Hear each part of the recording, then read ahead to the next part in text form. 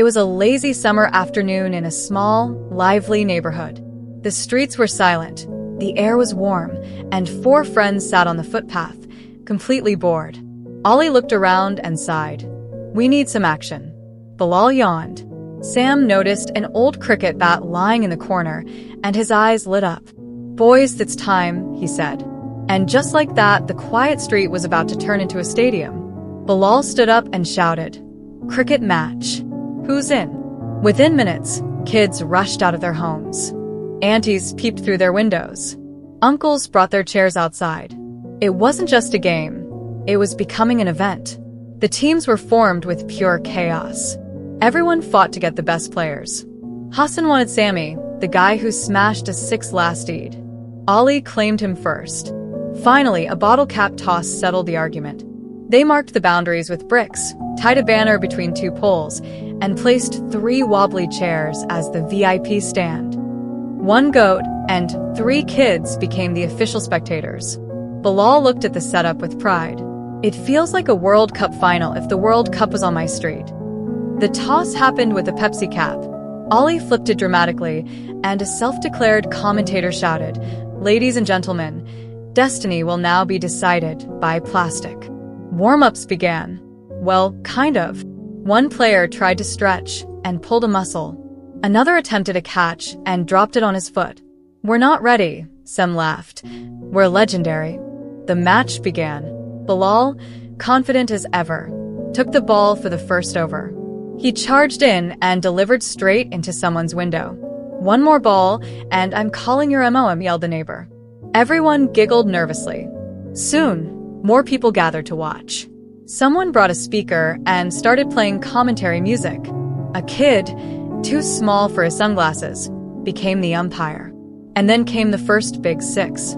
Sammy swung the bat and sent the ball flying into Auntie's garden. The crowd roared like it was a stadium. Auntie appeared with a glare. "Next ball goes in, it stays in." Everyone saluted her like soldiers. The game was full of funny moments. Fielders collided with each other. One dived unnecessarily for a ball rolling slowly. Someone even chased the ball in the wrong direction. "Ladies and gentlemen," the mock commentator announced, "this is not cricket. This is pure comedy theater." Then came a sudden twist. Light rain began to fall. The players rushed to cover the wicket with old bedsheets and a school bag. "Protect the pitch like your samosas," shouted Ollie. The match paused. But under the veranda, the friends sat together, sharing snacks, humming songs, and laughing. For a moment, the game stopped, but the fun didn't. When the rain passed, Bilal tried to bowl again but slipped during his run-up, spun like a dancer, and landed flat on his back. 10 out of 10 for performance, laughed Sam. And then came the legendary comedy wickets. 2 batsmen miscommunicated. One yelled run. The other yelled no. And both ended up at the same end. Run out. Next ball, another player tripped mid-run and got run out while rolling on the pitch. The commentator declared, "This isn't cricket, this is theater." Then, the unlikeliest hero arrived. Hassan, the least skilled player, came to bat. First ball, he swung wildly and smashed a 6.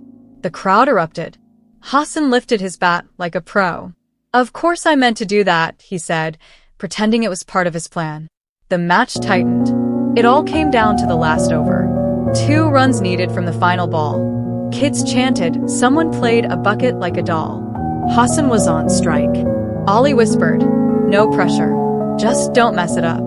The bowler charged in. Hassan swung. The ball edged toward the bricks. They ran. 1 throw came in, it missed. 2 runs scored. The crowd went wild.